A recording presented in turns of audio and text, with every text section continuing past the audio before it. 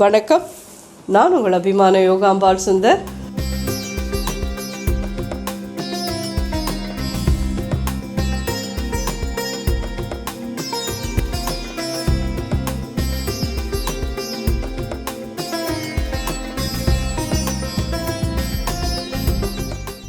தைத்திங்களோட இது நம்ம பார்த்துருப்போம் நேத்திக்கு. இன்றைக்கி நம்ம என்ன பார்க்க போகிறோம் அப்படின்னு சொல்லி கேட்டேன்னா, அடுத்த நாளே நம்ம பண்ணுற அந்த கண்ணுப்பிடி வச்சுட்டு கணு ரசம் காய்ச்சக்கூடாது அப்படின்னு சொல்லுவாள். அது ஏன்னு தெரியாது, பெரியவாள்லாம் அந்த நாளில் அப்படி தான் சொல்லுவாள். ஸோ ரசம் குழம்பு இந்த நாளில் பண்ண மாட்டாள். ஸோ இந்த நாளில் வந்து எல்லாமே கலந்த சாதமாக பண்ணுவாள். பிறந்தாத்தில் போய் சாப்பிட்டுட்டு வரணும். கண்ணுப்பிடி வச்சுட்டு போயிட்டு அம்மா ஆற்றுல போய் சாப்பிட்றதுக்கு வர சொல்லுவாள். தம்பி வந்து புடவையெல்லாம் வாங்கி கொடுத்து நமக்கு வந்து இது பண்ணுவாள். நிறைய பேருக்கு இதெல்லாம் நடந்துட்டுருக்கும். புதுசாக கல்யாணம் ஆன குழந்தைகளுக்கெல்லாம் இந்த கண்ணுப்பிடியோட இது என்னன்றதெல்லாம் தெரிஞ்சுக்கணுமே அப்படிங்கிறதுனால தான் நான் இன்றைக்கி இந்த வீடியோ பண்ணுறேன். இந்த வீடியோவில் நம்ம என்ன பண்ண போகிறோம் அப்படின்னு சொல்லி கேட்டேன்னா, க்ஷீரான்னம்னு ஒன்று உண்டு. அந்த க்ஷீரான்னம் பண்ண போகிறோம். க்ஷீரம் அப்படின்னு சொல்லி கேட்டேன்னா பால். அந்த பால் வச்சு ஒரு சாதம். அது நான் முன்னாடியே ஒரு வீடியோவில் சொல்லியிருந்தேன். அக்கார வடிசலுக்கு, கல்கண்டு சாதத்துக்கு, க்ஷீரான்னத்துக்கு என்ன டிஃப்ரென்ஸ் அப்படின்றது. அது அந்த இதில் தான் நான் இன்றைக்கி பண்ண போகிறேன். ஆனால் முன்னாடி நம்மளோட வீடியோவில் க்ஷீரான்னம் வந்து வெல்லம் வந்து பாகு பண்ணி அதில் விட்டு கலந்து பண்ணியிருக்கேன். நிறைய பேருக்கு அதில் ஒரு பயம் இருக்குது. அந்த பாலோடு அந்த சாதம் கொதிச்சுட்டு இருக்கு, நம்ம அதில் வெல்லத்தை விட்டால் திரிஞ்சு போய்டுமேன்னு எங்களுக்கு பயமாக இருக்குது அப்படின்னு சொல்லிட்டு இருந்தேன். அதனால இன்றைக்கி நான் இந்த க்ஷீரான்னத்தை சக்கரை போட்டு நான் பண்ண போகிறேன். ஸோ எப்படி பண்ணுறதுன்னு பார்க்கலாம். க்ஷீரான்னம் இன்ஸ்டன்ட் புளிக்காய்ச்சல், கோவிலெல்லாம் பண்ணுற அந்த புளிக்காய்ச்சல் எப்படி பண்ணுறதுன்றது நம்ம பண்ண போகிறோம். அதுக்கப்புறமா வந்துட்டு அவியல் எல்லாருக்கும் தெரிஞ்சது தான். ஸோ அந்த மிச்சம் இருக்கிற கறிகாலாம் போட்டு அவியல். ஸோ அவியல் பண்ண போகிறோம். அதுக்கப்புறமா தயிர் வடை, அதுவும் ரொம்ப நிச்சயமாக ரொம்ப நல்லாயிருக்கும். கலந்த சாத்தோடலாம் தயிர் வடை வந்து ரொம்ப ரொம்ப நல்லாயிருக்கும். முடிஞ்சால் பண்ணிக்கோங்க. இது நான் உங்களுக்கு பண்ணி கொடுக்குறேன். இதில் எது முடியுமோ அது நீங்கள் பண்ணிக்கோங்க. உங்களுக்கு இன்ஸ்டண்ட்டாக இந்த புளிக்காய்ச்சல் முன்னாடியே நாளே கஷ்டப்பட்டுலாம் பண்ண வேண்டாம். ஆன் த ஸ்பாட் நீங்கள் பண்ணலன்னா ஒரு 6 பேர் எப்படி சாப்பிட்லாம் அப்படிங்கிறது காமிக்கிறதுன்றதுக்கு தான் இது. கோவிலெல்லாம் இப்படி தான் பண்ணி பெருமாளுக்கு நைவேத்தியம் பண்ணுறா. ஸோ அது ரொம்ப ரொம்ப ஈஸியான ஒரு, ஏன்னா பழசை வச்சுருந்து நம்ம சுவாமிக்கு நைவேத்தியம் பண்ண மாட்டோம் இல்லையா, அன்னன்னைக்கு பண்ணி தானே நைவேத்தியம் பண்ணோம். அதுதான் இன்றைக்கி பண்ண போகிறோம். ஸோ முதல்ல இப்போது அவியலுக்கு காயெல்லாம் வெந்துட்டுருக்கு. பூஷ்ணிக்காய், பீன்ஸு, கேரட்டு அண்ட் சேனை, ஒரே ஒரு உருளைக்கிழங்கு இதெல்லாம் போட்டிருக்கேன் நான். இதெல்லாம் மிச்சம் இருந்தது, இது எல்லாத்தையும் போட்டு அவியலுக்கு ரெடி ஆகிட்டுருக்கு. ஒரு 3/4 டீஸ்பூன் கிட்டக்க உப்பு போடுறேன். இது நல்லா வேகட்டும். அதுக்கப்புறம் இதுக்கு வந்து தேங்காய், பச்சை மிளகா, ஜீரகம் இது மட்டும் அரைச்சி எடுத்துன்னு வரணும். அரைச்சின்னு வந்துட்டு பார்க்கலாம். இது காய்கறியும் நல்லா வேகட்டும், நம்ம பார்க்கலாம்.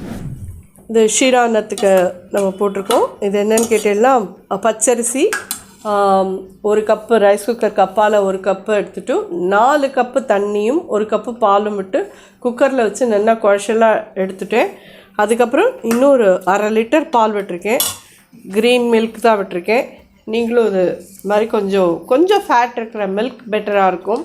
அதனால் ஒரு 4% ஃபேட், 4.5% ஃபேட் இருக்குது இல்லையா, அந்த எடுத்துட்டேன்னா கூட நல்லாயிருக்கும்.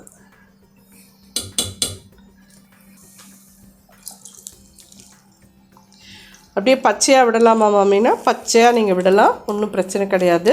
அப்படியே கொதித்து நல்லா திக்காகும். அது நான் முன்னாடி ஒரு 4 கப் தண்ணி 1 கப் பால் விட்டுருந்தேன்னு சொன்னேன். அப்புறம் ஒரு 1/2 லிட்டர் விட்டேன். இப்போ ஒரு 1/2 லிட்டர் விட்டுருக்கேன். ஸோ டோட்டலாக 1 லிட்டர் அண்ட் 1 கப் பால் விட்டுருக்கேன் இதில். ஸோ இது நல்லா கொதிக்கட்டும், உங்களுக்கே டிஃப்ரென்ஸ் தெரியும். அந்த லெவலில் இது நல்லா கொதிக்கட்டும், நம்ம பார்க்கலாம். இது பாட்டு கொதிச்சுட்டு இருக்கட்டும். நம்ம அவியலுக்கு வேணுங்கிறத அரைச்சிக்கலாம். ஒரே ஒரு பச்சை மிளகா போட்டுக்கிறேன். இந்த பாக்கி இருக்கிற இன்னொரு 1/2 மூடி சொன்னேன் இல்லையா, அந்த 1/2 மூடி தேங்காயை நம்ம இந்த அவியலுக்கு யூஸ் பண்ணலாம். அவியலுக்கு கொஞ்சம் தேங்காய் நிறையா இருக்கணும். அட் த சேம் டைம் அதை வந்து வெண்ணெய் மாதிரி அரைக்காதீங்க, கொஞ்சம் கரக்கரன்னு இருந்தால் தான் அது நல்லாயிருக்கும். வெண்ணெய் மாதிரி அரைச்சிட்டேன்னா அது வந்து உங்களுக்கு என்ன சொல்கிறது, ஒரு மாதிரி கூட்டு மாதிரி ஆகிடும், அவியல் மாதிரி இருக்காது. ஸோ கொஞ்சம் வந்து அதை கரக்கரன்னு அரைச்சிக்கோங்க.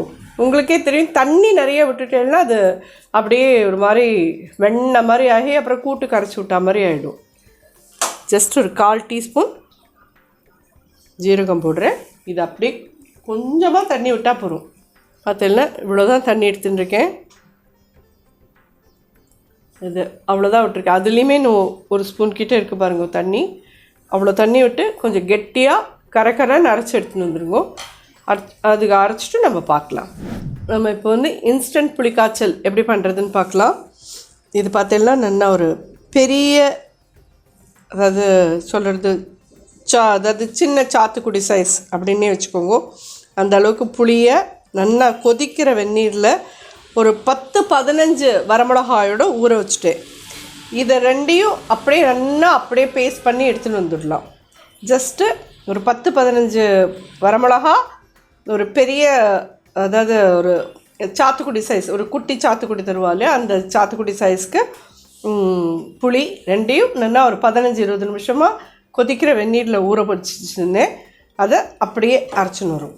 இதுக்கு போடுறதுக்கு ஒரு பொடி இருக்குது, அந்த பொடியும் ரெடி பண்ணிடலாம். தனியா ஒரு 2 டீஸ்பூன், மிளகு ஒரு டீஸ்பூன், வெந்தயம் ஒரு 1/4 டீஸ்பூன், வெள்ளை எள்ளு ஒரு டீஸ்பூன். இதை ட்ரையாக ரோஸ்ட் பண்ணிக்கலாம். இந்த வெந்தயம் நல்லா கலர் மாறணும், வாசனையாக. இந்த எள்ளும் கொஞ்சம் படப்படான்னு வெடிக்கணும். பார்த்தீங்கன்னா நல்லா வறுபட்டுருக்குது. வெந்தயமும் நல்லா கலர் மாறி இருக்குது. இந்த எள்ளும் நல்லா வெடிக்கிறது தெரியும் உங்களுக்கெல்லாம். இதை அப்படியே கொஞ்சம் ஆறினதும் ட்ரையாக பொடி பண்ணி எடுத்துன்னு வந்துடலாம். இதை நல்லா பேஸ்ட்டாக அரைச்சின்னு வந்துடலாம். அடுத்தாப்பில் பார்க்கலாம். ஸோ கரிகாலாம் நல்லா வெந்துடுத்து. நீங்கள் பார்த்தீங்கன்னா இதையும் நல்லா அந்த மாதிரி கெட்டியாக அரைச்சிருக்கேன். கொஞ்சம் கரகரன்னு தான் அரைக்கணும். இது அரைச்சது இதில் போடலாம்.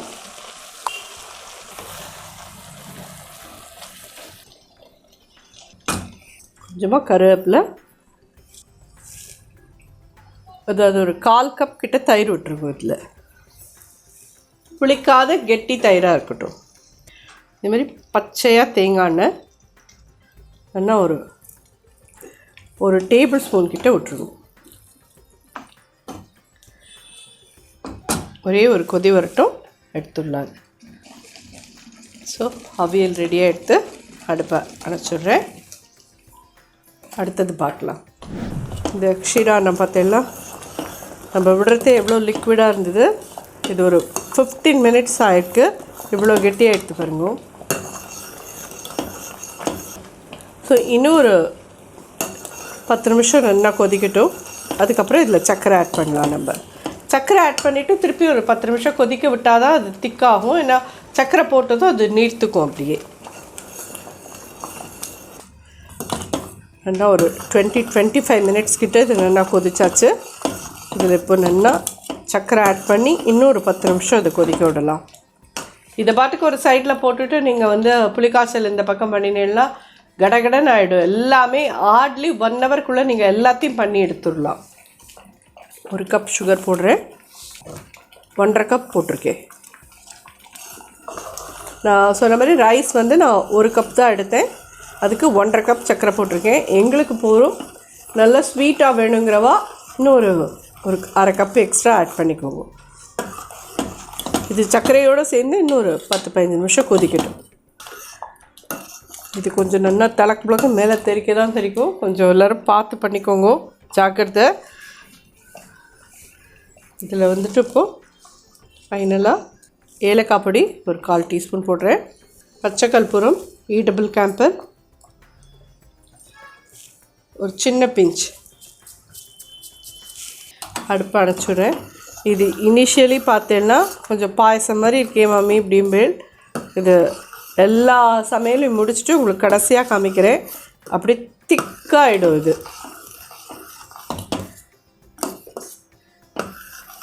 ரொம்பவும் இது கொதிக்க விட்டேன்னா அப்படியே ரொம்ப கெட்டியாகிட்டே போயின்னு இருக்கும். இதுவே ஆற ரொம்ப கெட்டியாகிடும் அப்படியே.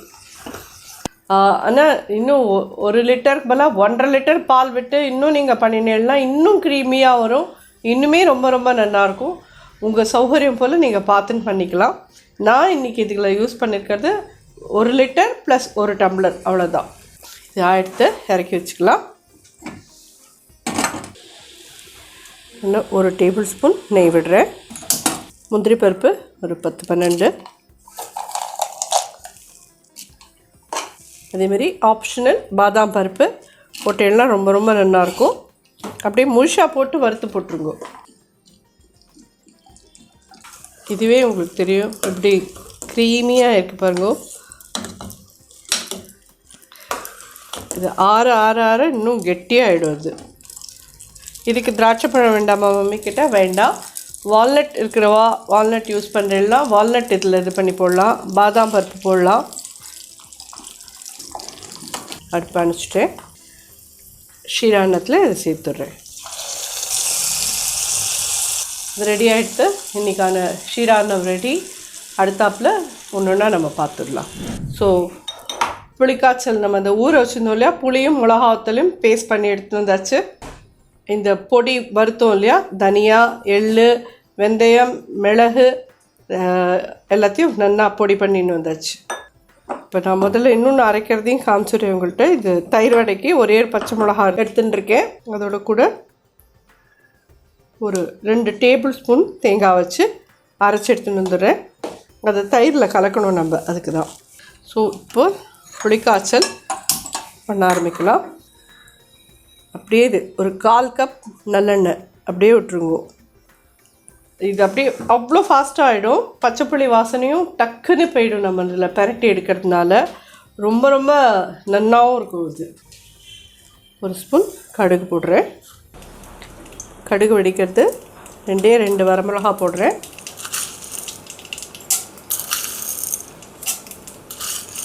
ஒரு 3 டீஸ்பூன் கடலைப்பருப்பு போட்டிருக்கேன்.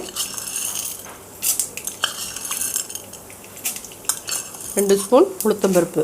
நிலக்கடலை ஆப்ஷனல், உங்களுக்கு எவ்வளோ வேணுமோ அவ்வளோ போட்டுக்கோங்க. ஒரு 1/2 டீஸ்பூன் கிட்ட மஞ்சள் பொடி போடுறேன்.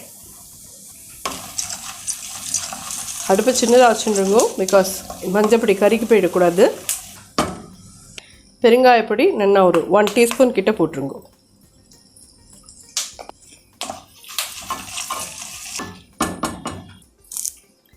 கருவேப்பிலை.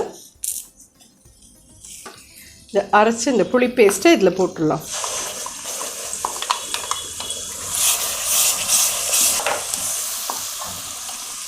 இந்த பொடி பண்ணி வச்சுருந்தோம் இல்லையா, இதையும் இதில் ஆட் பண்ணிடலாம்.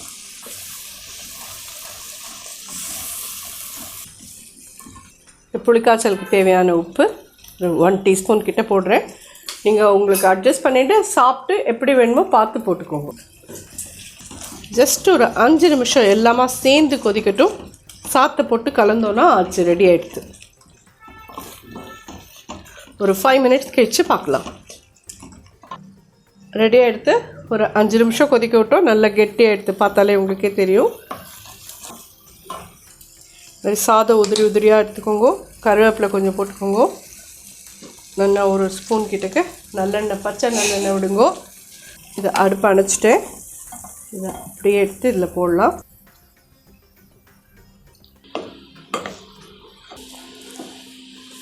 அதேமாதிரி சில பேர் கேட்டேன், இந்த புளிக்காய்ச்சலில் நாங்கள் கொஞ்சம் வெல்லம் போட்டுக்கலாமான்னு.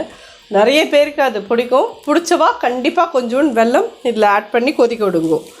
ஸோ இதை ரெடி ஆகிடுத்து. சாதம் நல்லா கலந்துட்டோம். நம்ம இன்னும் கூட கொஞ்சம் இருக்குது, பக் பண்ணிடலாம். புளிக்காய்ச்சல் இதை நீங்கள் எடுத்து வச்சுன்னா இன்னும் நாளைக்கு உங்களுக்கு டிஃபன் பாக்ஸில் கட்டின்னு போகிறதுக்கு ரெடியாக இருக்கும் இது. ஸோ இது 2 பேர் சாப்பிட்லாம், அவ்வளோதான் நான் கலந்துருக்கேன். அதனால் நான் பண்ணின புளிக்காய்ச்சல் ஒரு 4-5 பேர் சாப்பிட்ற மாதிரி தான் பண்ணினேன். ஸோ பார்த்துன்னு பண்ணிக்கோங்க. 4-5 பேர் இருப்பான்னா இந்த அளவு எடுத்துட்டு 2 கப் ரைஸ் வடித்து இதில் கலந்து எல்லாம் சரியாக இருக்கும். ஸோ இது ரெடி ஆகிடுத்து. அடுத்தது பார்க்கலாம். இது என்ன மாமி அப்படின்னு கேட்குறீங்களா? தயிர் வடையை நம்ம தண்ணியில் போடுறத விட இந்த மாதிரி மோர் நல்லா நீர்க்க மோர் ஆக்கிக்கோங்க. அதை நல்லா சுட பண்ணிக்கோங்க. நல்லா சுரீர்னு சுடட்டும். அதுக்கப்புறமா அந்த வடையை அதில் போடலாம். இது என்னன்னு கேட்டீங்கன்னா தயிர். இதில் கொஞ்சோண்டு பச்சை மிளகாவும் தேங்காயும் காமிச்சே இல்லையா, அதை அரைச்சி எடுத்துன்னு வந்தாச்சு, கலந்துக்கிறேன். இதுக்கு தயிர் வடைக்கு தேவையான உப்பு இதில் ஒரு 1/2 டீஸ்பூன் போடலாம். இப்போ இது நல்லா சூடாக இருக்குது. சூடான மோரில் இந்த வடையெல்லாம் போடலாம் நம்ம.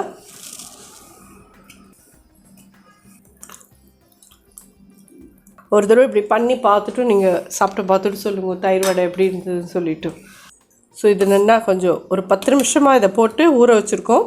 நல்லா ஊறிடுத்துது, உங்களுக்கே தெரியும் பாருங்க. ஒரு மாதிரி சாஃப்டாக எடுத்து பாருங்க. இதுக்குள்ளே வந்து மோர் இருந்ததுன்னா நல்லாயிருக்கும். அதை விட்டு தண்ணி இருந்ததுன்னா நம்ம வடை சாப்பிட்றதே தண்ணி சாப்பிட்ற மாதிரி இருக்கும், தயிர் வடை சாப்பிட்ற மாதிரி இருக்காது. அதுக்கு தான் இந்த ட்ரிக்கு, வேறு ஒன்றும் இல்லை. இதை வந்து தயிரில் எடுத்து போட்டுக்கலாம்.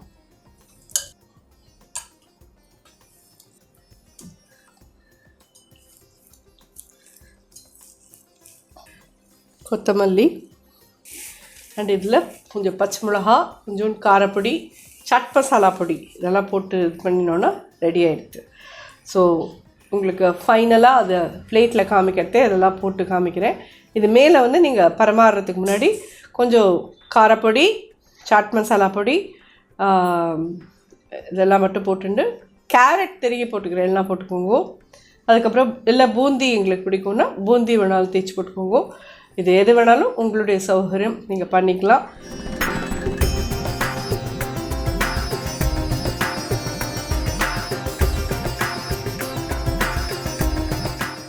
ஸோ இந்த கண்ணுப்பிடிக்கான ஷீரான்னம், இன்ஸ்டன்ட் புளியோதரை, தயிர் வடை, அவியல் இதெல்லாமே நீங்கள் பார்த்துருப்பேன். எல்லாருக்கும் எல்லாமே தெரிஞ்சது தான், புதுசாக ஒன்றும் நான் சொல்லிக் கொடுக்கல. இருந்தாலும் புதுசாக சமைக்கணும்னு ஆசைப்படுற குழந்தைகளுக்கோசரம் பண்ணியிருக்கேன். ஸோ இந்த நாளில் நான் வந்து உலகத்தில் இருக்கிற எல்லா பிரதர்ஸ்க்கோசரமும் நான் வந்து சுவாமிகிட்ட வேண்டிக்கிறேன். அம்பாள் எல்லாருக்கும் எல்லா விதமான நன்மைகளையும் எல்லா விதமான ஆயுள் ஆரோக்கிய சௌக்கியத்தையும் கொடுக்கட்டும்னு சொல்லிட்டு நானும் அம்பாள்கிட்ட வேண்டிக்கிறேன். நன்றி, வணக்கம்.